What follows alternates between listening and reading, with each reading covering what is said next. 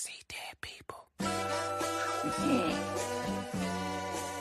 it on that beat, go. Hey, monster on the beat, ho, Debo, D-Rat, nigga, he a free throw, man down, call her Amber Lambs, tell him breathe, bro, nail a nigga to the cross, he walk around like Tizo. What's up with these jabroni ass niggas trying to see Compton? The industry can hate me, fuck them all and they mama. How many options you really got? I mean, it's too many options. I'm finna pass on this body, I'm John Stockton. Beat your ass and hide the Bible if God watching. Sometimes you gotta pop out and show niggas. Certified boogeyman, I'm the one that up to score with him. Walking down whole time, I know he got some hoe in him. Pole on him, extort shit, bully the flow on him. Say Drake, I hear you like I'm young. You better not ever go to cell block 1. To any bitch that talk to him and they in love, just make sure you hide your little sister from him.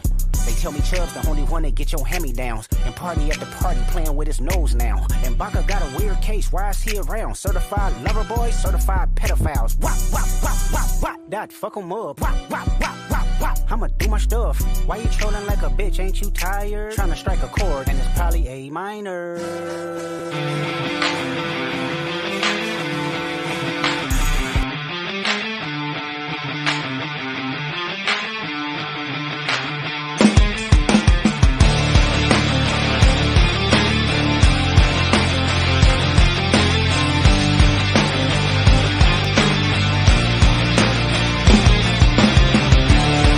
Breaking the fourth wall.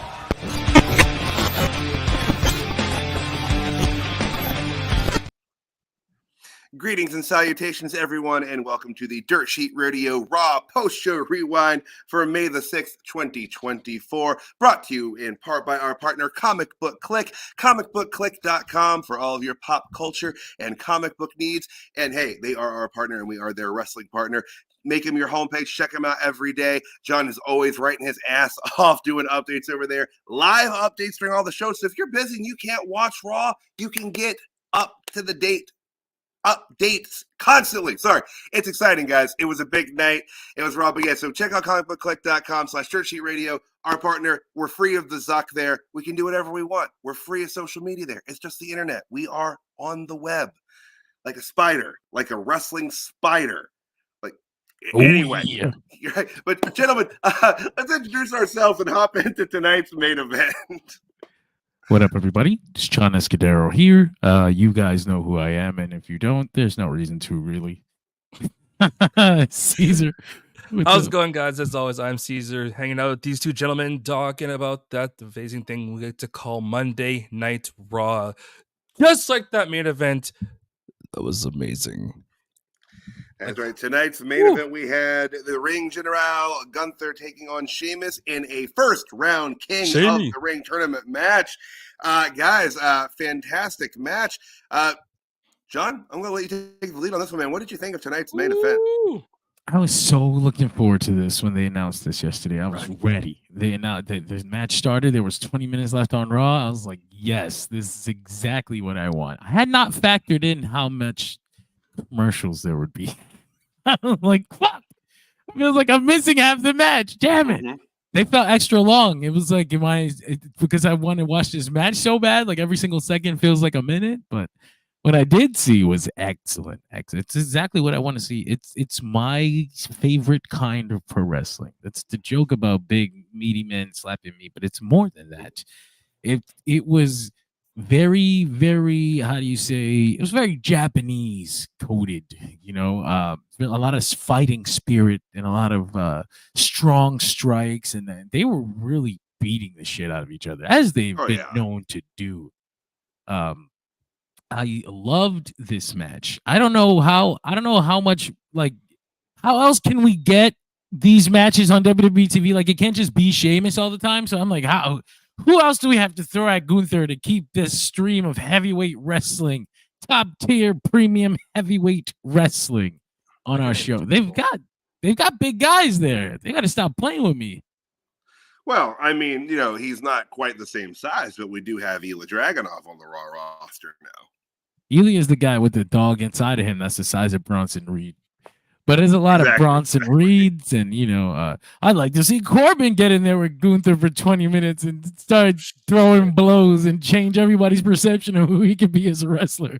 Like, just throw a lot more heavyweights at Gunther. Let's have some more heavyweight wrestling on WWE television because this is my shit. And with guys who aren't scared to take it, because some guys, hit them a little hard and they'll go complain, but it's very obvious that these gentlemen don't have that problem. I think at one point, Sheamus had an actual, not a hand. It wasn't even a hand print. It's like an actual fucking hand, full hand, palm, fingers, and each crevice of the wrinkles. Like you could get a fingerprint off of that. Like absolutely. CSI could find out it was Gunther. Bill Grissom would fucking know. Like, but yeah, man, I wanted to praise the shit out of that match. I love it. This was one of the better wrestling episodes of WWE television in a long, long time. There was particularly, this match and then the ILJA Dragunov and Ricochet match. I would have, that was enough for me. That was everything I wanted from this episode of Raw. Like, if I didn't have to watch 3 hours straight, I would have been like, that was the best episode of Raw I've ever seen in my life. If it was a 2-hour show, it was a 2-hour show. Yeah. Yeah. It was a 2-hour show before I decided I should do recaps. Now it's an actual. But yes, I had a lot of fun with it, and I'm actually gonna get out of you guys' way and let you enjoy this. Let you take this over. But I really wanted to express myself after that excellent showcase of heavyweights. I'm gonna go back to watching All Japan after this is done. Watch some old watch Scott Steiner wrestle Vader over in Japan. Everybody go watch Dr. Death versus Kenta Kobashi. Have a good night. Holy shit. All right. But yeah, man, Caesar, man, what'd you think of the main event tonight? Honestly, John basically said everything, and they do need to keep it going with the whole big dudes doing brutal slaps, chops, hits, everything. Personally, I said it in our group chat, I feel like that match should have went longer. Maybe 10 more minutes, maybe 15, I don't know.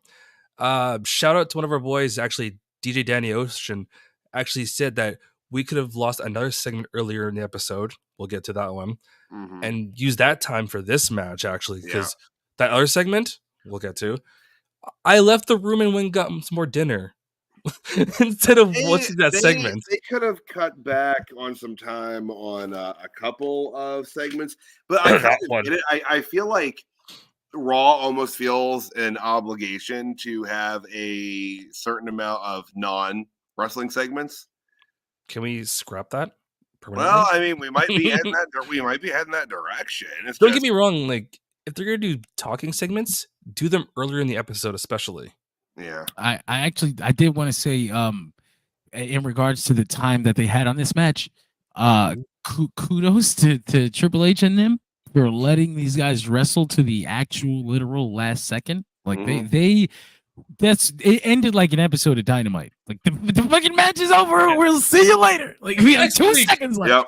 I was like, thank you, Triple H, Hunter. You're doing a good job, big guy. Keep cooking.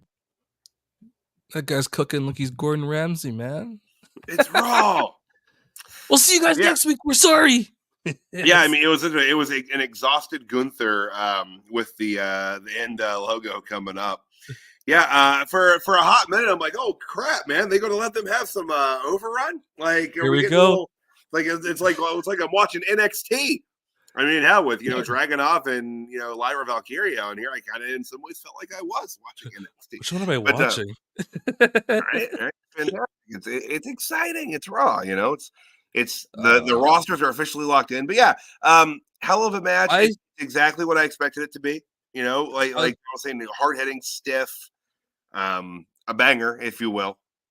I was gonna say, weren't there rumors floating around that they might do trades, or is that just like up in the air kind of weirdness? I don't know. It didn't happen. I mean, it's locked in today. It's it. It's over. I mean, I feel like they'll probably establish at some point that it's like, we can do trades really whenever we want to. We just have to agree to it. First trade, Chelsea Green to Raw. No. Adam Pearce would lose his shit. No, although we'll talk about it when we get to the segment. Adam seems like he's found a new source of stress and annoyance and aggravation. But yeah, hell of a main event match. Gunther advances in the King of the Ring tournament. Sheamus taps out. They did tell a really well done story of Sheamus just getting his knee jacked the hell up during this match, including when Kaiser gave it that old kick, and then Kaiser got tossed from ringside. I'm just curious to see where they go going forward with the 2-man Imperium, or maybe 3-man eventually again. Gotta wait. I don't know. We'll see. It's week to week. Triple H likes his long-term storytelling, which is fine. It is. So but Caesarman, anything else on tonight's main event? To quote you two, you could identify a body with those handprints and prints. That's the best way I could end that. Because those were such brutal hits. That's all you heard the whole match. So now, hold on. So you opened a can of worms unknowingly. This is stupid, but we're talking about it now. It's 11:50 here on the East Coast of the United States. So here's the deal. I once pitched an idea online that Sheamus's gimmick should be that all of his. This is when he first came up to the main roster, mind you. This is a long fucking time ago. But his gimmick should be that he only speaks in U2 lyrics. That's what I wanted his gimmick to be. Oh, it was a fantastic idea, and it could really, really work. Like it's well, maybe not just speak only in U2 lyrics, but like he has to punctuate everything with U2 lyrics. But yeah, it could still work. He could still bring that idea into fruition. But Bono would have a heyday with that. Yeah, well, they can get music. Bono gets upset over everything. Bono would be like, "What?" I don't think Bono knows what wrestling is. They'd be like, "He knows anything." Bono would be like, "Oh yeah, wrestling." Be like, "Oh, is that thing that the Edge did?" No, different Edge. It wasn't not your guitar player. No. There's a music Edge, a wrestler Edge. Well, formerly music Sting, wrestler Sting. There's an edge you jump off of. I mean. That's right. All right. So what? We are hopping around to the top of tonight's show. Monday Night Raw came to us from Hartford, Connecticut at the XL Center. The show opened with a Backlash recap as one. That's great. I'm going in with or without you. With or without you, yeah. Look, I'm just telling you, there was a lot of really good material there. He'll fight you wherever you want. Where the streets have no names. Like, when it comes to Teddy. Why are we pulling this right now? That's the episode, folks. Yeah, that's it. It's over. Sheamus U2 references. The night's done already. All right, but we had after the Backlash recap, we had the Judgment Day make their way to the ring. I don't know. I don't know if this is in the realm of a hot take. If Caesar, if you're with me on this, I gotta say, like, the Judgment Day just does not feel the same right now. Like they feel very hollow, and I don't know if it's really just the absence of Rhea Ripley, or if it's just this has kind of run its course and there's not a whole lot left for it to do. I'd say it's. I promise I wouldn't get involved, but sometimes you ask good questions, and I'm like, I got a second. I feel like I don't disagree, but I feel like that works very well for what they're trying to say, or for the story they're trying to tell right now with the Judgment Day. Because I think the idea is that it has run its course, and what we're seeing now is the final chapter, so to speak, where it doesn't feel like a cohesive unit, and it doesn't feel like it's even an important part of Raw anymore the way it used to be. And I think that works really well because you got all these different little machinations going on. You got Finn Balor and Damian Priest basically having a what's going to eventually looks like a head-to-head one-on-one eventually. Then you have Dom building a new Latino stable on the low. What the fuck? Yeah, like, we'll talk about this a little bit later too, but like, oh my god, like it's like It's a cavalcade of Dominic Mysterio just trying to make new friends. He's like begging, guys. I found a new guy. Come on, no, I'm cool. Like, I grew a mustache. Dude, you know who No. my dad is? no agency for you. So he's got his own little faction going though. He's got himself. He's got Santos Escobar. He's got Carlito now. Pretty soon, R-Truth will pop in randomly. I wonder what's the plan for old Dominic. And I imagine they did hint towards Liv Morgan again. Did you guys notice anything? Did they further that plot this week at all? Or Not that I remember. I didn't see anything, but they were really sneaky with it last week, so it is entirely possible that I missed it. If there was she's some- walking out the locker room, wiping her face. Liv, what Liv, the hell was that on your chin? Find out next week. Oh God. No, I did want to agree with you though. It's Judgment Day doesn't feel the same, but I feel like that's a good thing. That's exactly what it should feel. It's like over. right now. It's over, and it needs to be. And do you think that it would still feel like it was coming to an end this quickly if Rayo were still present?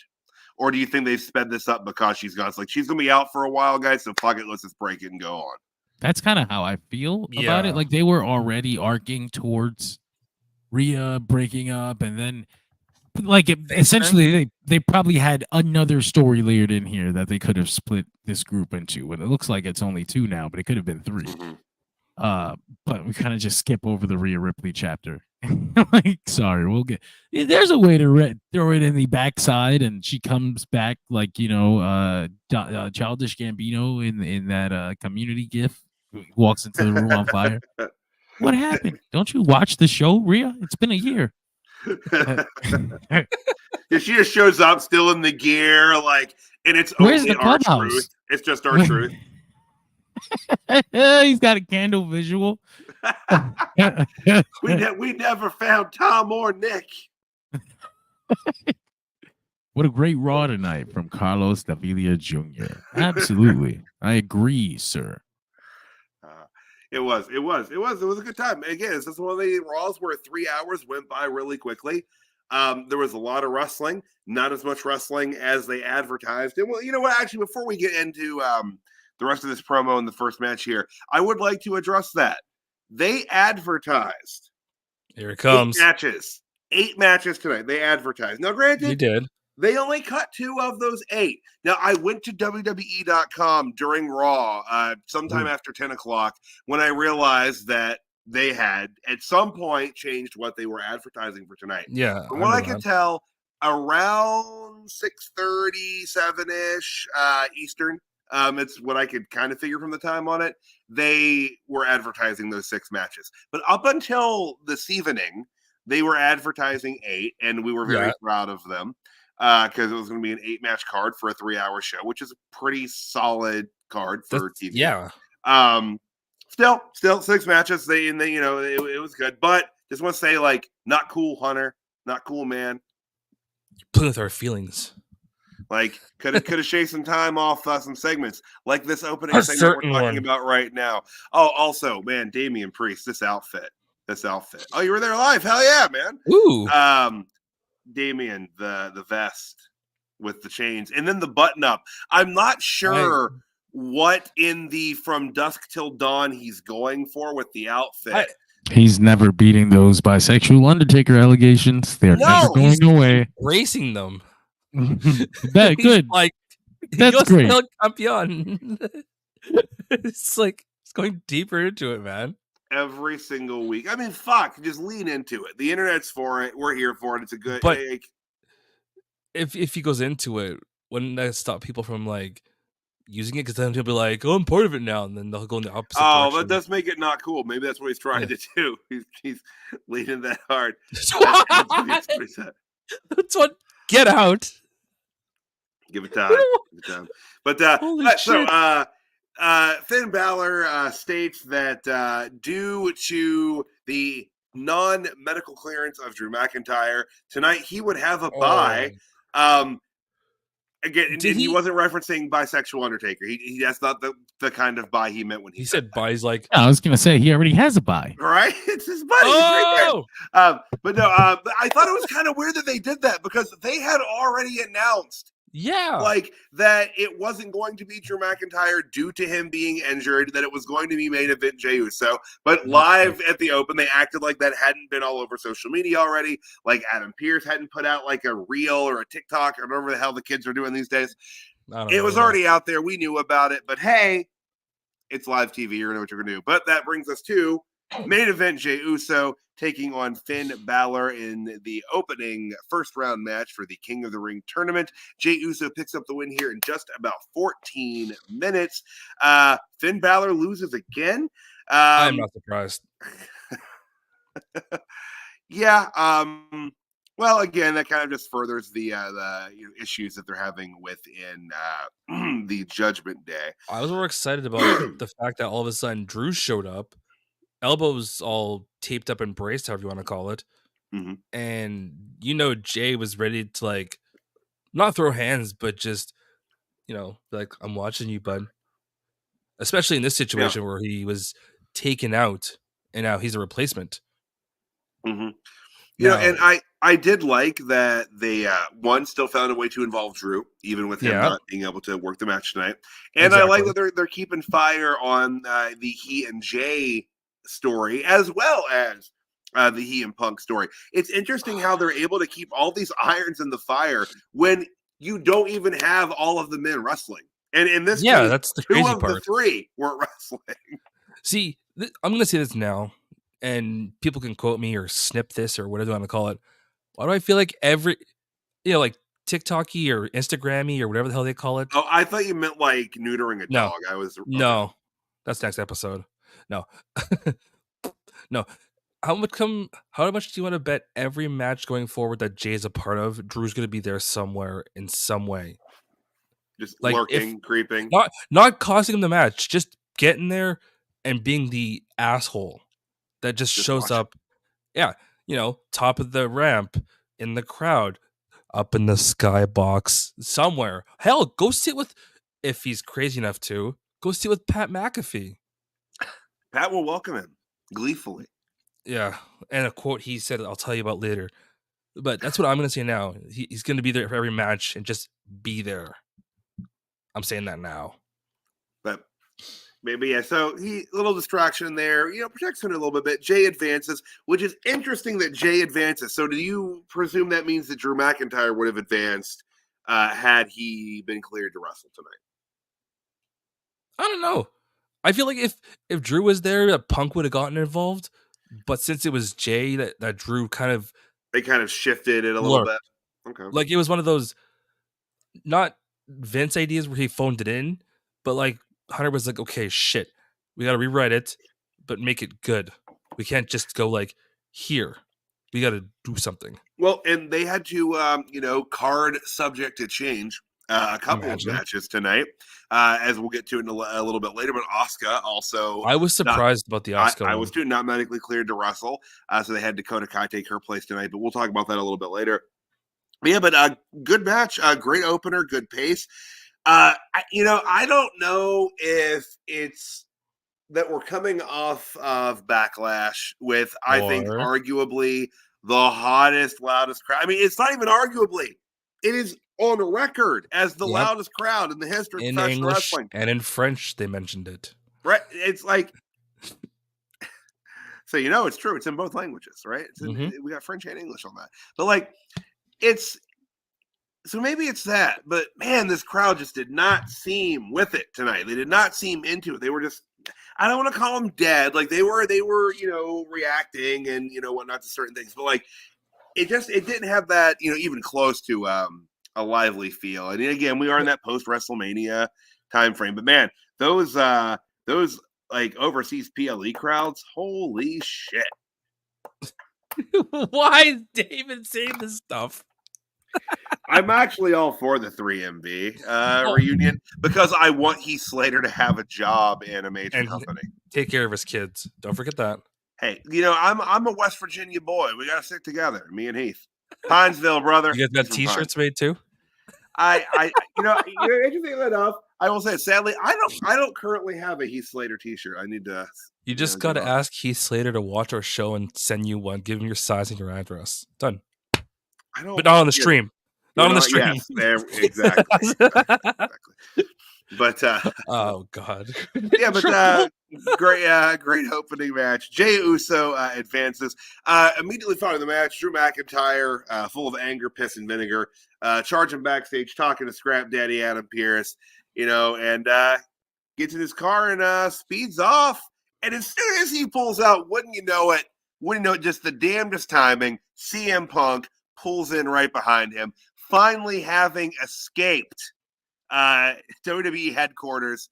He was trapped there for I'm not sure how long exactly. I remember that. But he was there.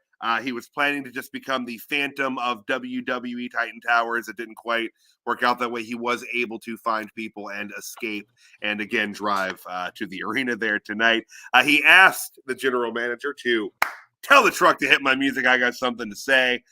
And Punk made his way out to the ring. This week, he was the one that was treated to the unbroken camera shot from backstage to the arena, which I don't think I'll ever get tired of these. These are fun every single time. Do you think they should have like a limit to how many people can do it during episode? Yes. Like, not every single person should get it, kind of thing. No.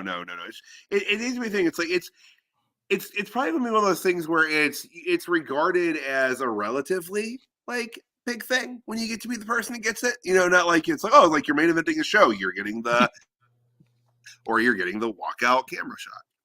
I just wanted to point out that there was something oddly appropriate about CM Punk pulling up and, acting like he just missed Drew McIntyre and then going to the ring and posturing like a big tough guy who really wants Drew to get back here right now with his elbow. I don't know, man. It's just, it felt right. Good stuff on them. Very in character. But you agree though what I'm saying about that whole quote idea, right? Like it should be like maybe 2 people during an episode should get the continuous shot. Yeah. But not every single wrestler. Once a fucking month. Once a month? Okay. I'd say twice an episode should be the quota. Yes, so Punk hits the ring. Hits his music. Maintains that Drew is not that far away. He's not that far away. And he tells everyone to tweet Drew. Tweet him and tell him to come back to the arena, which Pat McAfee he's did. Driving. He's driving, Punk, you fucking liar. He's driving. How do you people not see through this, man? So I think what John is proposing here is that CM Punk is either A, trying to get Drew McIntyre pulled over and in trouble for using a cell phone while operating a vehicle, or he's trying to distract him and make him be in an accident, which is pretty fucking dastardly when you think about it. I'd say A. We don't want anyone getting hurt. Or C, he's acting like he wants to get Drew McIntyre back to the arena, but he's a coward. He's scared he's going to break his brittle bones if he steps in the ring with that mastodon, Drew McIntyre. No, John, you can't say Mastodon and not do it in a Vince McMahon voice. That's a PK. Mastodon. There you go. We got it. And that's how he described Ryback more than a few times. Ooh, can we see that name? Now knowing what we know about Vince, I'm not sure I like the way he says the word mastodon. Mastodon. Mastodon. Yeah. Oh, it's too much. Mastodon. It's too much. Let's do it live. But yes, but back to the promo. Yeah, so he tells him to tweet at Drew McIntyre, and Pat McAfee does. Pretty great tweet by Pat there. I thought that was beautifully framed. Actually, it's great. Like that could be an ad for the XL Center. Like that's who knew that Pat was such a photog. Photog? What? That's a word? Photog. Yes. I think that's a slur. Yeah. It's not a slur. You know what? I have a camera and I take pictures. I can use it. There you go. Yeah, understood. Very fair. Not even questioned. Not even questioned. I did almost get my camera taken from me at an NXT show, but that's another story for another time. But Gunther, what? Damn. Is that Eduardo? I just thought about it. That's what it sounds like. That's fair. It's been so long. I forgot that Eduardo didn't like Gunther. Forgot about that. Shout out to Eduardo. We miss you, buddy. We miss you. Yeah, it's been a while. We missed you. I agree. But yeah, it was this we talked about things that could have either been shortened or not on the show. This is one of those things. This could have been a match. This could have been one of the two matches that was advertised tonight. This could have been more time for a couple of matches that were on the card tonight. No disrespect to Punk. It just felt like, how can we shoehorn CM Punk on the show tonight when there's really no logical place for him to even be? And then bam, there he was. It also, this is another instance of Punk shooting for a reference that goes absolutely over the crowd's head. Like, this crowd is not. I don't know that kind of crowd. And I don't know if it, unless you're in a specific town at a fly-in show, like, they're not gonna know what the fuck you're talking about. He keeps doing this, and his promos are coming off like. I saw someone and I say like something along those lines. They're like, oh, it's another reference to this with no reaction. It's just like, yeah, because like that section of the wrestling audience, that like super mainstream WWE audience, they don't care. Two, they might not even know. I would say that there's a segment of that audience that does not even have a clue what happened in Wembley. And furthermore, I think even if they did, they probably wouldn't care all that much because it's not the wrestling they concern themselves with. You know what I mean? It's like kind of folks that they live within that mainstream bubble. That's on the outside. And they don't look outside of it. So it's like, I think that's why. And John, you're right. Like, these aren't Hartford. Or no, sorry, not Hartford. We were in Hartford. Sorry, right? I think they were in Hartford because they were like 90 miles away from Stanford. Okay, yeah. Hartford's not the crowd to do that in. Like, and like this audience wasn't that live tonight anyway. But like, you don't drop a line like that in Hartford, Connecticut, or I don't know, Pacoima. Like, there's markets where it's like, yeah, Pacoima. I'm Canadian. Remember that. He's not. I know, and I know it's like it's coming from me, so it's got no fucking merit. But his promos in the WWE, especially compared to the stuff Drew McIntyre is doing, they're not hitting. They're not hitting. I'm like, I hate to, and he's been out of the ring for a while, so I'm not gonna be like, his work before it came was so much better, right? But his promos were, and I wonder if he's struggling with having to live in that box, in that. I'm sure they're not giving him a script, but just having to stay kayfabe without any real ability to do any slick little mark comments that'll pop the crowd for you, make you seem hotter than it is. The one line that he got in like that was when Drew McIntyre referred to himself as the chosen one, and he was like, well, who chose you? And that was like the week after the Vince McMahon thing broke, and he knew goddamn well he couldn't say Vince's name on live television. Like, that was the one. Like, and he even got that little Punk smile when he did it, because he's like, yeah, I know you can't fucking like, but that's been about it. Like, you're right. Like, he really hasn't been able to like do the Punk stuff. Drew stole his whole shtick. It seems he's doing it better now. Oh no. Drew's on fire. He's a menace. But yeah, this whole segment was ass. Sorry. Yeah, it could have been cut. Could have been cut for another match, or like I said, a couple other things. But we'll move on. Could have been completely cut. We're going to move on though to Kathy Kelly interviewing Ricochet backstage, talking about taking on ILJA DRAGUNOV later tonight.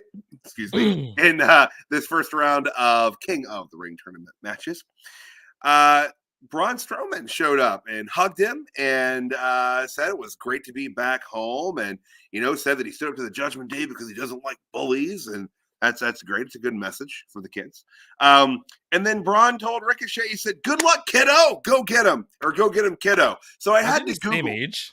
I had to look it up because I'm like, they can't be that far apart, right? No, I Braun think Ricochet's my age. Braun is 5 years older, and I don't think. When you're a 40-year-old man talking to a 35-year-old man, I don't think kiddo is an Yeah. appropriate Go one. get him, But, kiddo. like, I don't think he should be talking to him at all. It's an inappropriate, inappropriate entirely. Talking to someone 5 years younger than you, call him kiddo, touching him on the shoulder. I will call HR right now. He did. Samantha did. Samantha's like, nope. He's like, I'll do it for you. Don't worry. She was Samantha's he's mine. during the segment. But yeah, so Braun Strowman is back. It was good that they threw him on TV for 30 seconds tonight because, going to be honest, I forgot. I forgot that he was drafted to Raw last week. I just forgot. Yeah, I forgot. Braun Strowman hasn't been on TV other than that like WrestleMania thing with the vodka in how fucking long. Like, I forgot. Give some vodka. Do I have vodka? I don't know vodka. Do you have the Braun Strowman vodka? The vodka among men? Monster of I don't know. It sounds terrible. I'd drink the bubbly than drink the vodka. The bubbly? Haven't thought about that in about 3 years. Thanks for bringing that one back to my head. Gotta drink that Terramana. Oos. Terra what? I've probably seen terracotta. It's a type of pot that you put. Oh, that sounds more familiar. Anyways, but let's talk about our next match we had on the card. The first match for the Women's Queen of the Ring tournament. Actually, I think we missed one. Did I skip something? Well, I mean, I read my notes. I think we might have missed the other women's match. Wasn't as exciting, but it was on the card. No, not that one. The oh my god, Ivy and Niles match. There we go. That's later. Oh shit. Okay, way later. Sorry, I was making dinner. That's why I was like running around in circles. Yep. Anyways, back to this. That's after DRAGUNOV. But yeah, so Io Sky and with Damage Control at her side, taking on NATALYA. Pretty solid here. Io Sky picks up the win in 10 minutes. That was the right person to get the win here. The loss is not going to hurt Natty, but she needed that win after, So, two minimal things, I guess you could say. One, have you noticed they've been calling her NEIDHART more now? Before it was always just straight up just NATALYA. You notice that? Well, I think that was a VKM thing. He was big on, yeah, absolutely. One, he didn't like acknowledging or giving praise to, certain wrestling families and anyone related to a heart. We can't say. So that's part of it. Also, he just liked the one name things. How many wrestlers came up from NXT that had, a two-name name that got half of it taken away within a week or two? The one I have a beef with still is the Andrade one. That's the one I still have a beef with. He should have kept it properly. I still like Big E Langston. Like, I was never around for that one. So there's a ton of those there. I thought it's like, why did you cut like half the name off? He will always be Big E Langston to me, and thankfully to him, he also considers himself Big E Langston. So I appreciate that shit. 3 ain't enough. He needs 5. Fucking fantastic stuff. I know. But yeah. Also worth mentioning during this match, not once, but twice, they mentioned Owen Hart by name on WWE television. The change is happening. Somewhere Martha threw a shoe. Or threw a shoe. I don't think there's no amount of changing. You can't say throw a shoe anymore because all I'm gonna think is like, oh yeah, that's right. That's a Tony Stark thing. Like, yeah, it's out. I don't know if I want to use that term in the same sentence as Martha Hart's name. That feels wrong. Yeah, see, that's what I'm saying. Like and by the way, the watch for the shoe thing is outside wrestling. My wife has never seen, well, I'm not going to say she hasn't seen any AEW, but she's seen very little of it. She's never seen any of those segments. She makes reference to that pretty regularly. Watch for the shoe. Watch for the shoe. Tyler's like, oh shit. But you were saying, John, sorry. I was just going to say, there's no amount of change in this company that could happen. Like, that would make Martha come back and work with him. So I know she's somewhere like, I don't know. What if they let her physically grow a shoe? Vince. No, not that'd be it. Sure. That's the one. They bring her to a basement and he's just tied down there. Hit me He's all harder. yours. Harder. He's all yours. She's like, all right, you can have the Owen Hart Cup. That's Saw the it. pay-per-view. It's done. Deal's Oh done. God, that's how it's that's Jesus Christ. How did we get the Owen Hart Cup back? Well, some trades were made. Trades. Also, All right, the one thing I was also going to say, because I was watching the match, this kind of caught my eye. When Io does her moonsault and all that kind of jazz, who is it reminding you of slightly? Or like her top rope kind of antics when she goes flying backwards? I don't know who are you leading at here. Think of a certain woman from the Attitude Era. Are you giving her a Lita comparison? Stop it.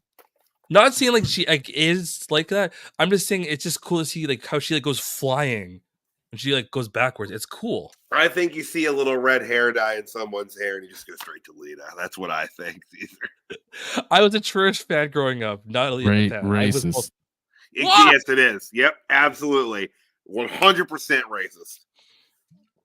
Whatever. Not sure how. It's still a sweet moonsault, though. It is a sweet moonsault. But Io picks up the win here in 10. Thankfully, minutes. It was her. Yeah. But the whole match. I was watching. I was like, if they put it with NATALYA, I was just gonna be off for 5 minutes because that would have been the biggest. I like Natty a lot too, but that's not her place to move forward in this tournament. Oh God, that was no. the right way to go. It was a good TV match. Hell of a bracket we got rolling there again with all the changes that were made too. But immediately after the match, Damage Control cuts a promo, and that's where we found out that Asuka was hurt and would not be competing tonight, and that DAKOTA Kai would be taking her place. Did they see what happened? I might have missed it. They implied she got hurt during the tag title match. Okay, so they never actually said. Because I was listening from the kitchen. I wasn't sure if I heard it. Yeah. Food is the thing. But so they showed a video package hyping the Mad Dragon, ILJA DRAGUNOV, with pretty good video package. Pretty solid. And that led right into ILJA DRAGUNOV making his, I guess, King of the Ring tournament debut against Ricochet. And Raw debut against Ricochet. ILJA picks up the win here in 17 minutes. Fantastic match with a great amount of time for someone's first match on the main roster. And I thought going into this that it was going to be a competitive match for sure, but I thought that Ricochet was going to win this. Ricochet's just been on such a tear lately, but I like that ILJA DRAGUNOV won this. This is a good, impactful win immediately coming on the main roster, showing that he's a big deal. And, he had crowd noise and support by the end of this. Again, it wasn't super loud, but fudge, that crowd did not sound loud at all compared to what we heard. But it was a great match. Fantastic match. Hell of an H-bomb to conclude that one there. It was good. Caesar, I'm just sitting here gushing about. What'd you think of this? No, it's all good. The way I look at it is to those people, I mean, you, of course, NXT reviewer, a little bit about ILJA. Myself, I've watched a little bit of ILJA on the NXT bracket or side, and then I've watched him at the recent Rumble. But to the people who have never seen him, they see this kid walking in and go, "Who is this guy?" And then they give, what'd you say, 17, right? 17 minutes. Give 17 minutes, and people are like, "Okay, we know Ricochet. Who's this guy?" Now they can go, "Holy shit!" I'm gonna go watch that match again later. Because that was, I don't know the words to use. I can't imagine how Samantha was watching ringside. Best seat in the house, but it was a great match. And I think I said this last week going into this, but it was a great mix of styles. Which is good. ILJA can fly around, but he's more ground-based with his offense, and obviously Ricochet, bounces all over the place. But it was a fun match. It was a lot of believable near falls, and I was surprised yet delighted that ILJA won this match. And I guess I think that was the right decision here. Honestly, I was just more interested in watching. Sometimes it is just I hope both wrestlers have fun. Yeah. Here's 15 minutes. One of those instances. Tear the roof off this bitch. Yep. And you know, and I'll say this: like, I feel like a different crowd that would have been, you know, just we'd be speaking very differently about this entire episode. Like I said, it was a good Raw tonight, but like it just, yeah, but it didn't come across as a lot of excitement. From exactly CJ 1,000%, which isn't mathematically possible, but yes, where people should be watching NXT in the first place. Right? Yeah, but you know, we're a little biased here, as you know, Siege and I are. You know, we always do the NXT shows. Losers. We love our development. Losers. We love it. We love it. But it was a great match. But we will actually, before we move on, Caesar, anything else on ILJA Dragunov's debut match on Monday Night Raw? I'm just looking forward to seeing how he goes going forward. Yep. Because did they say who he's going against in the next round? Not Jay, is it? Do we? Oh, it was Jay. Is it Jay? I'm pretty sure it was Jay. Because let's see. Yeah, it's Jay and Sheamus. Yeah. So yeah, he'll be wrestling Jay. That'll be interesting. Super kicks and hard chops. And I will say this now. I am hopeful that it would be ILJA Dragunov taking the win there. But man, that's going to be a tough one because you're going to have to figure out some way to kind of protect Jay in a loss there. I think that Jay's in a little bit of a fragile place. Maybe right now. Drew swoops in. There you go. Drew Straction for the victory. Holy That's what we're going to call it. Drew Straction. Why would you say that's clever, but it's so random. Well, that's how it's gonna happen. Drew's gonna show up. I completely agree with you, but it's just the way you said it though. Hashtag. It was like, yeah. Hashtag, yeah, let's get that in the chat. Hashtag distraction. But oh goodness. But so backstage we had Kathy Kelly interviewing Sheamus, hyping his match for Gunther with Gunther later that night that we spoke about at the top of the show. Solid backstage segment. I want to say too, later they showed Gunther doing some workout. Has Gunther lost, or no, sorry, not Gunther, Sheamus. Has Sheamus lost weight already? Maybe toned up. Yeah, absolutely. But since you brought up Sheamus, I wanted to share this tweet that he put out after his match with Gunther tonight. There will be no part 4. Oh, that's brutal, fella. Understandable, fella. Oh man. Can I get an ice pack? Can you go commercial? That reminds me, I have some cube steak that I need to cook before it goes bad. Damn. Woo. Ooh, god damn. All right. Good match, fella. Pause. Wait for edit. Oh shit, we're live. All right. So we'll talk about our next match here in the Queen of the Ring bracket. We had Ivy Nile taking on Zoe Stark. Zoe did not get an entrance for this match, but she did get the win. Zoe Stark picks up the win here in 7 minutes. A little shorter. Actually, you know what? This is probably about the amount of time it should have been. I liked it, though. I like Zoe Stark. We've talked about this a lot again as you know, someone who has been a big NXT guy, watched her down there for a while. But I think the right person won. It was a fun match. It was a lot of power moves. There were a couple of botches, I will say. Yeah, and I don't know who do you put those on? Maybe Ivy. See, that's why I was kind of bleeding. Maybe she's spending too much time with Maxine Dupree. Oh, kidding. No, I wouldn't be surprised. No, but it was a good match. I do agree. It filled the 5-minute time frame or something like that. Yeah. I will say, on a completely unrelated note, it was weird seeing Zoe in white. Yeah, it was different gear for her tonight. I mean, I'm stoked she had a good match, but you see someone in like one color and then they change their outfit, you go, whoa. Especially if you're colorblind. That's true. But Stark advances in the Queen of the Ring tournament.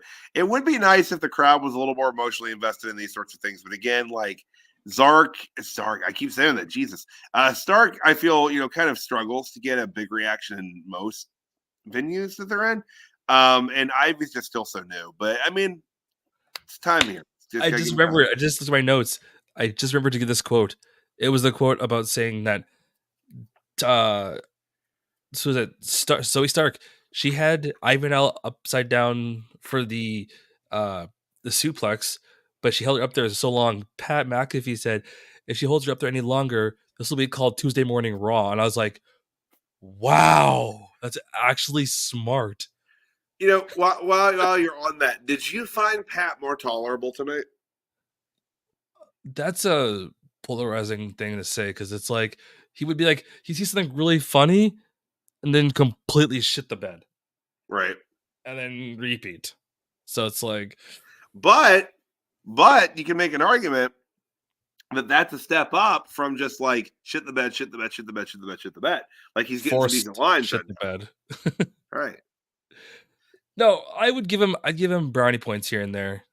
It wasn't like terrible, but he definitely did a lot better. So yeah, I'd give it a good, like, in more so in the good than the bad. Fair enough. All right. So backstage we had our weekly Our Truth segment. He was hanging out. Clarify me one thing, because I'm a Canadian and I know shit about this topic. So NCAA, and yeah, I know that's like a broad topic because there's like basketball, hockey, wrestling, right? The whole thing. UConn up here to us is my neighbors above, and to you guys, to Alaska. You're thinking the Yukon territory. Yeah. When they say that, yeah. But when they say Yukon for there, does that mean like Connecticut? Yes, University of Connecticut. Okay. Yeah. Not like the Yukon, YUKON. No, like it's the letter U hyphen CONN. Actually, in the graphic, it just said UCONN. Go look. Oh, okay. No hyphen. Okay. No, well, regardless, they can't afford it. They couldn't afford the hyphen. Regardless, yeah. So they introduced the coach. There did a little bit with him. That was cool. Man, I love Our Truth, but like, holy these hell, segments aren't hitting as well as they were. No, they're still hitting. I'd say. I don't know, but maybe for me, it's just like I just don't give a rat's ass about college basketball. So it's like I don't know what's going on here. I don't know. I don't either. What it is. But like I don't know. It's just this one didn't do it for me this week, but it did for me. The Huskies line was the Huskies line was pretty funny. Yeah, we can't fight the Huskies. When it comes to like not knowing what NCAA is, that's the part that kind of threw me a little bit. I had to like process it in my head, use brain. This isn't a huge shock to me, but so this is confirmation, at least from you and in your view, that college sports in the United States are not something that are followed in Canada. I mean, I don't. Maybe some other people do. Hell, we've been on polar bear racing. Stop it. You're fucking with me right now, dude. That's not cool. Would you? I was going to ask. I'd bet on that. I came to ask about polar bear racing, but come on, would you playing guys? With my heart. That's fucked up. That'd be so much fun. That's very fucked up, Caesar. I'm a West Coaster, not East Coaster. My general manager at work. I work at a drive-through beer and wine. Perfect. But he was stationed in Fairbanks, Alaska for his basic training when he was in the Army. And he said that the United States Army flat out said, if you are anywhere outside and you think you hear a polar bear, you are to run the other direction and get indoors as quickly as possible. They are, and as far as I know, the polar bear is the only bear that will hunt a human actively. But enough about bears.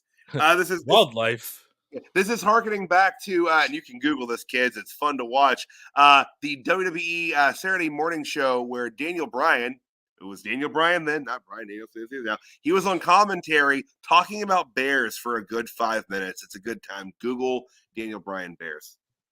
I think if you ever meet Bryan Danielson at like a signing or anything, you should talk to him about bears.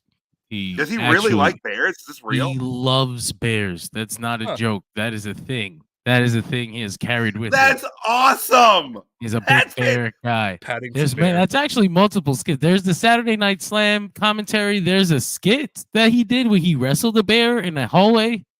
I'm pretty sure he did another bear wrestling thing. I know he wants to. I'm pretty sure in his sick mind he AEW. wants to wrestle an actual bear. Hey, Stu Hart used to have a bear that lived under his goddamn porch. All right, They So used to it's do possible. things like that. Whoa. I can almost guarantee Bryan Danielson dreams of wrestling a bear. For the Oh. man versus bear debate, which would you want to be in a fucking forest? Bryan Danielson wants the bear so he can wrestle it.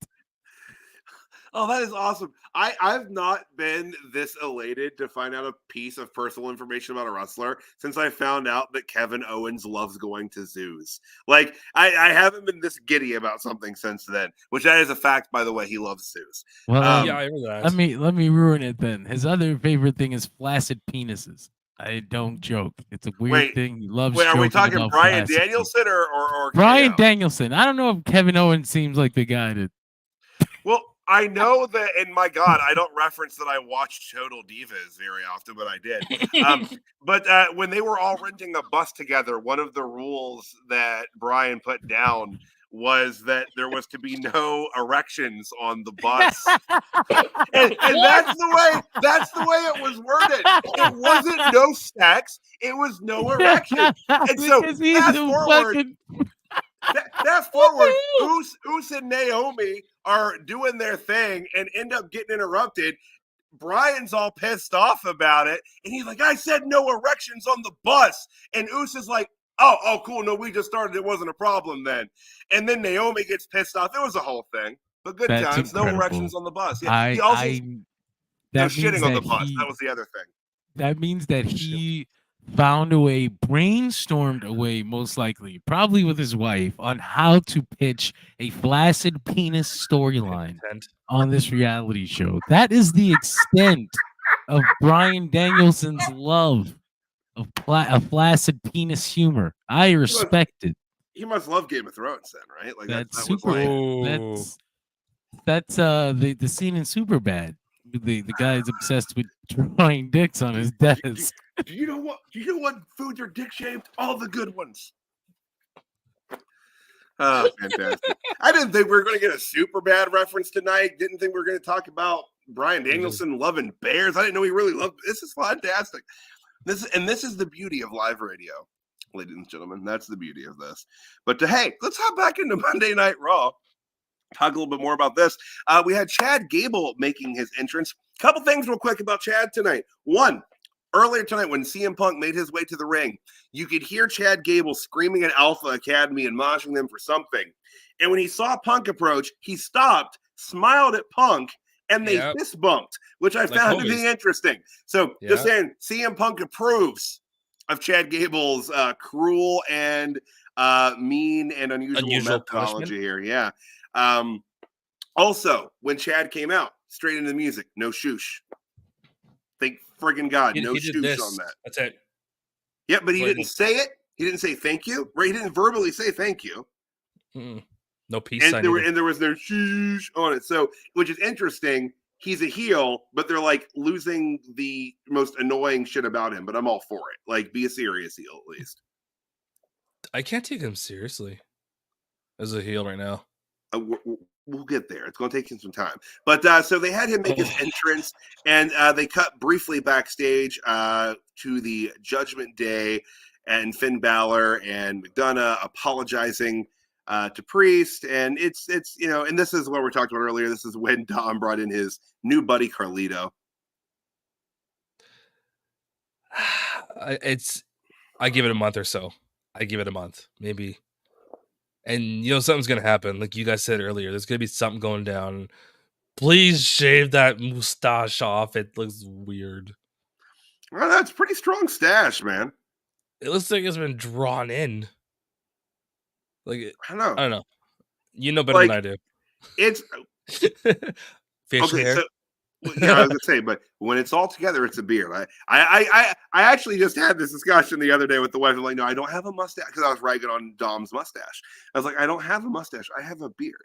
It's like you wouldn't say I have a goatee, because now, granted, it's in there, but like it's all the beard. You wouldn't say I have mutton chops. They're in there, but it's all part of the beard. Hair with Tyler. We have a lot of like hair talks on this, be it Yeah, facial we do. It's kinda or weird. on the head. But Well, we're missing is Danny. We'll have 3 of us. It's a whole episode. DSR hair. It's a champ. For whatever reason, they unveiled the rest of the brackets for SmackDown, but after the show was over, so if you went to sleep, they don't care about you. Let's see what we got there. Let me get rid of that little logo. Who's Let me get wrestling the Orton? logo under- Is out Dirt of Sheet there. Wrestling to Orton? Yes, it's us. One of us. Styles. Oh shit. Okay. Whoa, AJ whoa. Styles versus Randy Orton. Nice. Carmelo Hayes Baron is winning. Corbin and Hayes. Hayes is I would winning. hope Hayes is going to win that. Knight and Escobar. Knight. Lashley and Tonga. That's hilarious. How Baron Corbin sneak his way in there? He He's was injured. king. He was king of the ring. I guess that's true. So was Xavier, but he got injured. Yeah, so he couldn't be in the tournament. So it's Yeah. different. But So Dirt Sheet Radio is versing Randy Orton. Hey. yeah, there we go. But so our next match in the King of the Ring tournament, we had Chad Gable taking on Big Bronson Reed. So I don't know what exactly. I guess someone's going to get a bye here because this was ruled no contest at just around the 2-minute mark when one very angry Sami Zayn charged the ring and hit both men. I got a little, Cole called the no contest a slight second prematurely. Zayn had only struck Chad Gable when he said, "Oh, there will be no winner here." No. At that point, Chad Gable had won the match via disqualification. It wasn't until Zayn turned and immediately struck Bronson Reed would it have been a double DQ or a no contest. Just logic. Take both of them out of the tournament. I'm assuming that's what they're going to do. They are, because they're going to be in a triple threat. Yeah, because they announced later it would be a triple threat at the show. Correct? Because they weren't in it, and I think it was a singular match on the show that was not a tournament match, which is weird. It's like it was supposed to be a full. Oh, right. Show. Oh yeah, sorry, that messed me up. You're right. This was the only match tonight that wasn't part. See, so why even do this? I guess they had to do something to further that storyline. I don't know. They could have done this backstage in 3 minutes. Yeah, this could have been time used on a tournament match or adding one of the matches they cut from tonight back onto the card. Either or. Damn, my cat's knocking things over. Why, Ziggy? Why? Don't talk back. All right. Oof. But all right. So they cut to a video package on. Oh, yeah, I was it. Yeah, sorry. They cut to a video package on LYRA VALKYRIA, hyping her for the main roster Raw audience. They get a little idea of who she is. Again, solid video package, very similar to the one they did for ILJA earlier in the night. Yeah. Let's see here.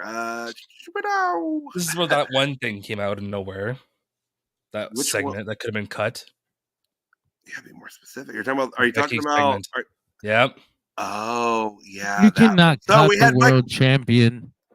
Like shorten it. They could have shortened it though. Much like her husband, I don't particularly want to watch her in a ring talking for 15 minutes. I just don't.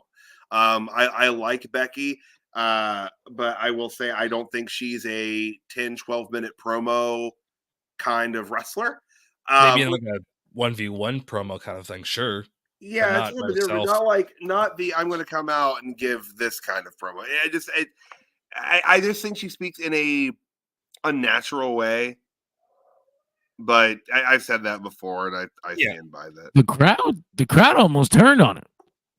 Mm-hmm. It was they were booing. There were like a little bit of boos when she first came out, but she had gone on for so long in the segment before Liv Morgan came out that they kind of I was. 2 more minutes. 2 more minutes, and she would have started getting boring chants. Mm-hmm. Yeah, and it's interesting. Why do you think they showed just her outfit from the Kentucky Derby? They didn't show Seth with her because he's injured. Because he looks like Rufus the naked mole rat. He looks like he's about to vacuums. He looks like he's trying to sell a damn monorail. You too? With or without you? No, that was honestly, I don't understand her. I just think her outfit. Honestly, I didn't understand the point of like having her talk that long. They could have easily made that into a shorter segment. Yes, it could have been a much shorter segment, but we did have Liv Morgan make her The Live Revenge tour. She's still on it. She's still on the Live Revenge tour. I'm down for it. Oh, I'm glad you're down for it because it's going to keep going. It isn't going to stop anytime soon. So yeah, it's this is kind of just the same back and forth they've had for the last couple weeks. I think that Liv is leaning a little more heel. At least she's trying to be like polarizing. Like she's trying to be like on like the line. Like she'll which say heel shit and back and forth. See that. To me, the most heelish thing she said tonight during her promo was the misuse of the word literally. But that's just something that, irks me as an English major. I could see it. I could see it too. Bugging her mind was literally blown. No, it wasn't. Literally. And I said the same shit about Jim Ross. By God, he's literally broken in half. By God, no, he isn't, Jim. No, the fuck he's not. It's a fucking Dateline special if he is. Jesus. It's supposed to be over. Like, damn. But yeah, so Liv out there, and the Damage Control makes their way out to the ring. I gotta say, I posted this in the chat. Does it seem like the music seems quieter on TV than it used to be? Like before, like back in the day, the music would go off and you'd hear it, you'd be like, oh shit, it's so-and-so. And now it just seems quieter. I think part of it's just the music. The music doesn't have the pop and the impact that it once had. Also, real quick, I meant to mention this earlier. Io Sky and Ivy Nile. Thank you. Ivy Nile's music sound way too similar. Like, I don't know, because if you listen to like EO's, it has that like a really out of control siren intro. At least you know it's her, and then it has like the really distorted kick drums and bass lines. So it stands out at least. Yeah. It's not the best theme song. Like, I'm not gonna throw my chair or something, but at least you hear that siren go off and you're like, okay, it's EO. That's my take. It's not the glass shatter or Stone Cold or the the rock kind of thing, or like the intro guitar chord of like Triple H's music. But you hear it, Right. It helps. It helps full excitement, But yeah, but Dakota Kai runs down Liv, talks about she's getting a title shot that she didn't actually earn. She didn't do anything, as she puts it. Right. But this leads into our next match tonight. We had Dakota Kai taking on Lyra Valkyria in the Queen of the Ring first round tournament. I bet you were stoked. I was looking forward to this as Asuka wrestling Lyra, but I wasn't mad that it was Dakota either. It was cool. I was talking about the fact that Lyra got to actually have some TV time and show her skills, and then get the dub because she's an NXT girl. And again, I think again, like, that's the right decision here. It's good to put some fire on the NXT talent as soon as they're called up. That's what you do when you call up talent. You try to make them seem like a big deal and important right out of the gate. That's what you do. You don't bring them up and not do anything with them for months on end until you just quietly release them. Where'd they go? They work here still? Exactly. But Lyra picks up the win in 9 minutes. I would have liked to have actually seen this get a little more time. And again, who knows if it was supposed to? Maybe it was going to if it had if Asuka had still been there. I don't know. But I dug it. I mean, at least that because Asuka is injured, that she could come back later on and have a match with Lyra. Is that like? Oh yeah, there's that. The moving of Damage Control to Raw was one of my favorite drafts. Yeah, I like that a lot because there's a lot of fresh matchups, especially with getting Lyra drafted up to Raw as well. So yeah, a lot of excitement there. So Lyra Valkyria moves on in the Queen of the Ring tournament.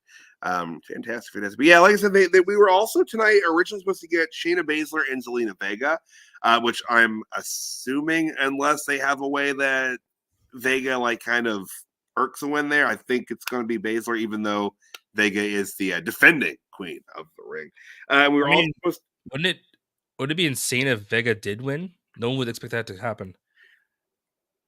I'm just trying to think of. Nobody's gonna see it, so it doesn't matter. Yeah, it's gonna be in a house show. Yeah, John's got a point. Swooping in and saying that. They'll do the thing where they show like some of the footage, probably the finish. You guys missed it this weekend. Yeah, exactly. Which I will say that's kind of cool, especially like for that one, the Kofi Kingston Rey Mysterio match. Like that's pretty rad. Like that's a cool house show get right there. You're not just getting like a match that has importance and value to it on the television show, but it's two main event level stars. So like that's a pretty cool get. I would have liked to have seen it on TV tonight as it was advertised, but nonetheless, that graphic is misspelled. Oh shit! It is King's Son. I just no, Kofi Kingston. That's why the match got cut. There you go. They couldn't afford the letter. They're like, oh, we forgot the T. Wait, does the other graphic have an error in it? Is it like Zelina Vea? But Sheena Basler. we were supposed to get both of those tonight as well, but alas, we did not. We got a couple segments that could have been cut or shortened drastically. Oh well, shit happens. That's live TV. Indeed, it does. Indeed, it live does. TV. Zelina Vega specifically, she's always getting cut. Oh, she is. They cut her on her on the 9/11 show. Remember that was a fucked up thing. Yeah. Oh damn. Yeah, it's true. Not a good spot to be in there. But after that, we had a quick little backstage segment with Kofi Kingston hyping his match to take place next week. It's it's for he's avenging Xavier Woods. And kind of let a more serious version of the New Day Rocks chant. Solid promo. Cool. Yeah, I like that. I like that. Yeah, I think we did skip by the Braun Breaker thing. If you want to bring that back up real quick, that was right after the R-Truth segment this evening. Braun seemed a bit livid as to why he wasn't in the King of the Ring tournament. I also wanted to know why he wasn't in the King of the Ring tournament. And Scrap Daddy said that he wanted to talk to him about that, and they just kind of walked off, and we got no more information regarding that. No. Wait, never mind. Did you have a plan, Caesar? No, I had an idea, but I was like, never mind, that doesn't even fit in the card. Never mind. But yeah, so I'm not sure what Adam Pearce has in mind for Braun, but hopefully something good. I'm excited to see what they do with Braun Breaker on Raw. Who would he have for a first opponent, I wonder? He wrestled. Well, Braun's not going to be in the tournament. I don't know what he's got planned for him, but Braun wrestled last week. I'm trying to remember who he wrestled, but it was like 90 seconds. No, but we want a match, not a squash. Not a squash. I kind of thought they would have him in squashes for a little bit longer. Please don't. If you're going to do that, just give him to all this. No, don't give him to all this. He was I'm already just saying, no, he's ours now. He's ours now. Red brand. Kind of ironic for me, but I'll tell you later. No, fair enough. Caesar, anything else on tonight's Monday Night Raw before we hop into our jobbers of the night? Two things. One, I'm curious to see how the tournament goes next week, and two, I'm just really, I'm bombing here. I wrote it down somewhere. Oh crap. Yeah, no, I'm just excited to see the tournament. Oh yeah, the fact that the episode actually flowed.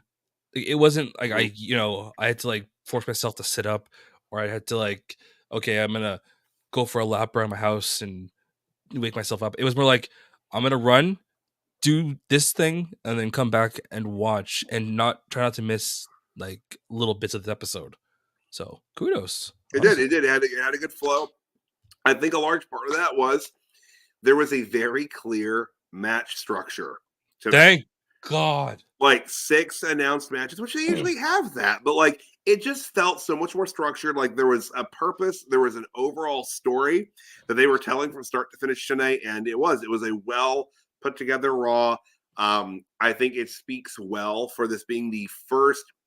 I feel like we've said this a few times, but the rosters are officially locked in as of tonight, which means that we can say that this is truly, completely under the umbrella of the Leveckian era of professional wrestling. Hashtag Leveckian era of wrestling.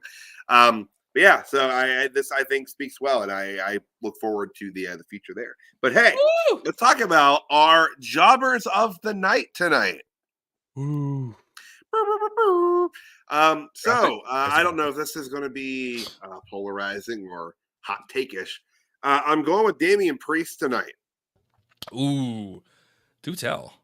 Let's hear this one. I said this earlier tonight, and John's right. A lot of it works for the story. Yeah. But like, I just feel like there's not a lot of fire right there. Like, I kind of find myself forgetting that he's world champion. Dude. I don't really think about it. Like, I thought more about Judgment Day going into and out of Raw, 4, 5, 6 weeks ago than I do now. And he's the damn world champion. And I feel like there should be a little more a little more oomph, a little more gusto there, and there just isn't. And I don't know if it's just me. I don't know if other people are feeling this way. If it's a little bit of the WrestleMania fatigue setting in, I don't know.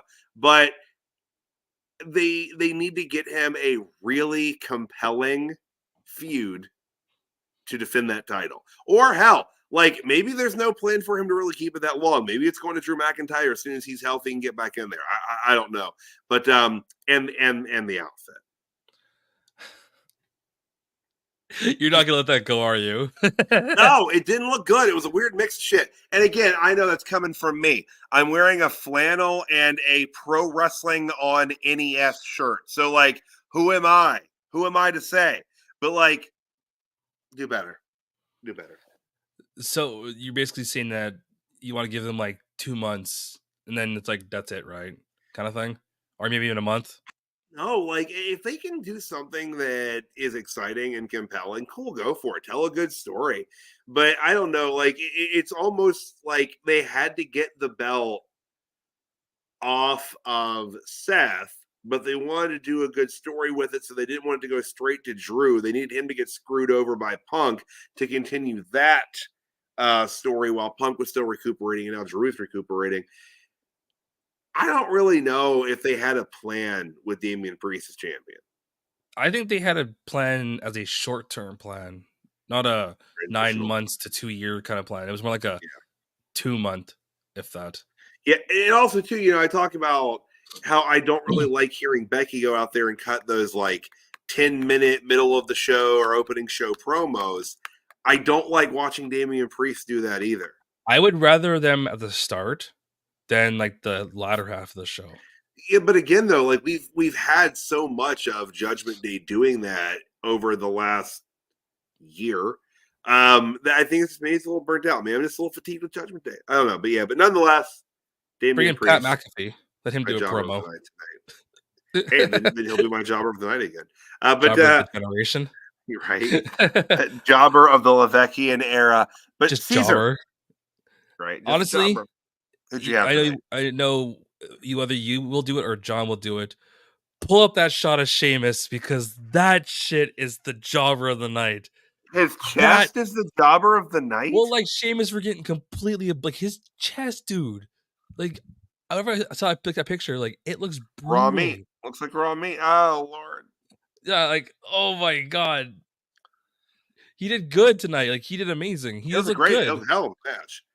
I didn't think someone could have a match that great yet still be shackled with jobber of the night.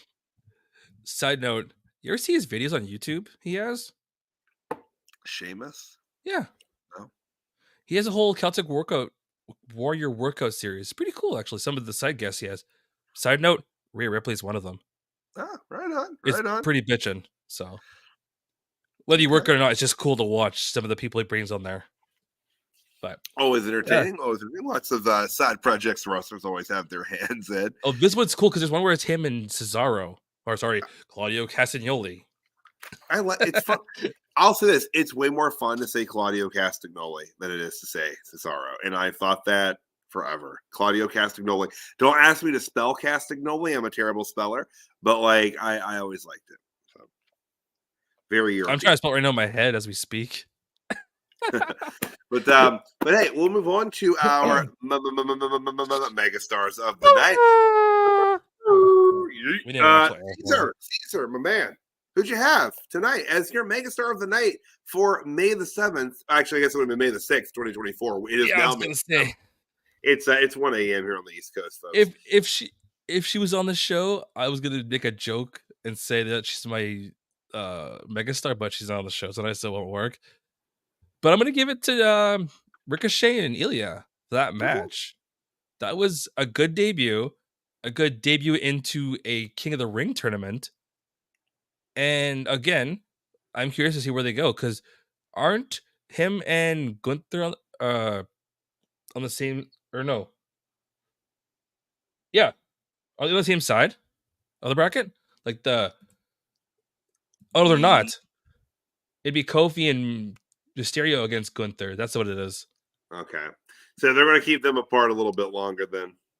So we could get them down the road. Yeah. Ooh. Oh, we will absolutely. But yeah, man, I'm with you full tilt on that. Actually, my megastar of the night was ILJA DRAGUNOV. Just absolute banger of a debut. Banger. He looks strong. He beat a good, credible opponent. I mean, like I said, like I really thought Ricochet had a chance of winning this tonight. They've built Ricochet up well over the past number of weeks. I think Triple H likes Ricochet a lot, and he's a good player. And I liked it. It was a good win for him. It was a believable win. It was a credible win. It was a win that meant something. Not just that like he beat Ricochet, who's regarded as a very talented wrestler. But high flyer, it's also he advances in the King of the Ring tournament. So the match had meaning in multiple ways. And I like that. I like when really give that much credibility to something, and good job. But and he looked great. He looked great doing it. So I look forward to see the reactions he gets going forward as he gets and builds momentum. My only one question before you bring up your megastar down the road. That is my megastar. It's ILJA. I'm with you. Yeah. So if we get down the road and it ends up turning out to be ILJA versus Gunther, who gets the dub? So I don't know. It could be good. I have to know what the circumstances are at that time. There's no way. Gunther, man, at this point in his career for ILJA DRAGUNOV on the main roster, and at this point in Gunther's career on the main roster, if that was to be the finals, ILJA can benefit from taking Gunther to the limit and losing. I do not think Gunther benefits from losing to ILJA. No, not this early. Like I said, that's why I say like who would win the match. It's very determinate. But yeah, John, you're right. Where they're at right now, no, ILJA would look great in loss there. Like he wouldn't look bad at all in that loss. 20 minutes. Give him 20 minutes or so. Hell no, 25. 20 minutes is what they were doing on Raw right now with Sheamus. If you're gonna be on the pay-per-view, and they're probably just gonna have 5 or 6 matches, 23 to 25 minutes, man, with entrances 30 straight, that'd be something legendary. People are gonna look that up on YouTube for the next 30 years. We'll see it. 30 we'll years. See though. We'll see. Yeah. But DRAGUNOV. What it's great to see him on the main roster. Really, really amped to see what he does going forward in the future. Real quick here before we get to our sign-offs, just a couple of housekeeping things and whatnot we want to get to. I want to give a shout out to our sponsor, monk.com. I did not get a segment prepared for them tonight like I did for NXT last week, so I will try to get that worked in tomorrow night for it. But monk.com for all your aromatherapy needs, DSR 10 for 10% off there. Go there, sign up, get some good scents in there. You will make your home feel like a bohemian grotto, and it will be lovely, even if you live in the Midwest like I do. It can smell like a tropical vacation. I'll never understand that, that. Sorry to cut you off, but I'll never living in the Midwest. We have to, Caesar. No, I mean like when you guys are on the East, but you call yourself West. Canadian things, I know that sounds weird. No, believe you me, the concept of the Midwest of the United States confuses people in the United States. So don't worry about it. You're fine. Why was Nashville in the West Coast or the West Conference in the hockey? That I have no bearing over. No, dude, I live in Ohio. Our like football conference for college is the Big Ten, which has 16 teams. So like I don't understand any of this shit. Oh, I know. I'm just saying it sounds weird. I only pay attention to the only truly legitimate sport there is, and that's professional wrestling. So. Oh, they're gonna say professional golf. But monk.com, promo DSR10, check it out. Be there. But yeah, go get some good smelling things, guys. It's a fantastic aromatherapy. That's fine.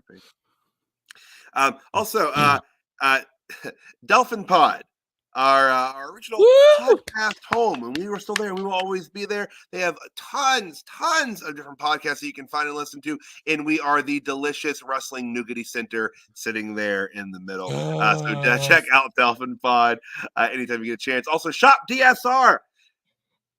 Do it. We have a lot of fun stuff in the shop. Check it out. Go there right now. Well, not right now. Let us finish the show and then go there. We want your undivided attention right now. But after the show, go check out Shop DSR on our Spotify store. Check Spotify? Shopify store. Sorry. Again, we talk about it's late. It's late here. East Coast of the United States, 104. It's tomorrow, AM, guys. It is tomorrow. Let me tell you, it is tomorrow. I'll give you the lotto numbers. Hold on, let me get a pen. Hold on. are you getting a pen for the lotto? I don't actually have.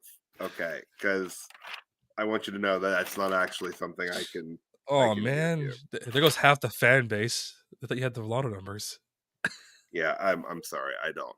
Also, the Major Issues podcast every single Thursday. Check that out. Always a lot of fun, interesting conversations, a range of topics, all relating to comic books and comic book culture. So check that out every single Thursday. And speaking of checking things out on days, we're doing this every day of the week through the week. We're on Monday nights for Raw, Tuesday nights for NXT, Wednesday nights for Dynamite, Thursday nights for Impact. Wait, actually, it's TNA now. It's still Impact, though. The show is still called TNA Impact, right? Is that? Call it what you want to call it. Fair enough. Yes, TNA Impact. Woo! TNA Impact. Friday Night SmackDown. Friday Night SmackDown, and then, of course, PLEs when we have them. Sorry, WWE Backlash. WWE Backlash in France. But yeah, sorry, Collision, the unloved stepchild of the coverage world for professional wrestling. Womp, womp, womp. Right. Banger matches on Collision every week, but we don't talk about it right now. It's secret. Don't tell anybody. But yeah, so check us out every single night of the week, and we are here for you. Caesar, speaking of like being here, where can people see you next, and where can they find you in general? So, guys, as always, you've always heard me say the whole speech, so I'll make it easy, quick, and painless. As always on social media, I go by this. That thing right there at NoobTube. Yeah, Tyler knows how to point to. I'm on all the social media platforms that are worth checking out. I'm not going to name them all because there are way too freaking many. As always, I'm sitting down with Tyler and John on the Monday Night Raw review, and with Neek and John and whoever else on the Wednesday Dynamite review, and of course the odd PLE and pay-per-view review crew too. Tyler, tell us where we can find you exactly. Me? Not your address, but your handles. Right. Well, I am the Pro Wrestling Hipster over on Facebook. Is where you're going to find most of the content that I do. And then also, of course, you're seeing me here every Monday night with Caesar and John and whomever else we have on talking Monday Night Raw. And then on Tuesday nights, I'm here talking NXT with CJ and usually Matthew. And again, whoever like pops in and out on that show, we're always open to invites on that.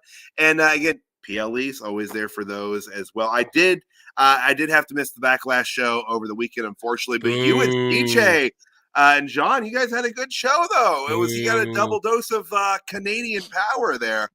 And but Canadian languages. Hey, and I'll say this, Caesar, you're booing me. And as soon as I say this, the folks watching are going to be booing you. I had to miss the show because on my birthday this past Wednesday, one of our 4 dogs, if you didn't know, 39 now, one of our 4 dogs, Bruno Sammartino, unfortunately broke his one of his front legs, and he required surgery for that. So I wasn't able to attend the show due to Bruno Sammartino. But he is recovering, and the champ will be back again. So longest reigning. I tell him that all the time. Well, that he was one of the longest reigning champions in the history of wrestling. But he's a dog, and I don't think he cares about that. He just wants popcorn. Your scratches. Yeah, he's doing well though. He's doing well. He basically broke his elbow, and had to have a metal plate put in there. So yeah, he's doing all right though. 4 to 6 weeks recovery. Actually, Back to the ring. 6 week minimum. Actually, for the recovery and rehab on it, And then back to the ring. and then right back in there. But we're not going to let him run and jump off of stuff like that. Boo. He's a young fella. He's only 3. He's got a long time to go. But, That's good. But barring any animal catastrophe, I will be here for PLEs and whatnot. In the future. But you guys did a hell of a job. And if you haven't watched the Backlash review show, do it. Go watch it. Go watch it after this. Finish this one and then go watch it. Yeah, absolutely. Where do we watch it again? Delphin. What's the page again? Well, Delphin Pod's for the main podcast, but we're on YouTube. We're on X. We're on Facebook. We're all over the place. And we're again, comicbookclick.com. There it is. Radio. That's where we're free of social media constraints and the Zook, and we can do whatever we want. Literally. But folks, hey, I do this every week, but I want to thank each and every one of you that tune in to watch us live and watch us on demand, on delay. Thank you so much. We appreciate your continued viewership. We'll see you next week and tomorrow night for NXT. Have a good night, everybody. Yeet. Yeet. Yeet. Yeet.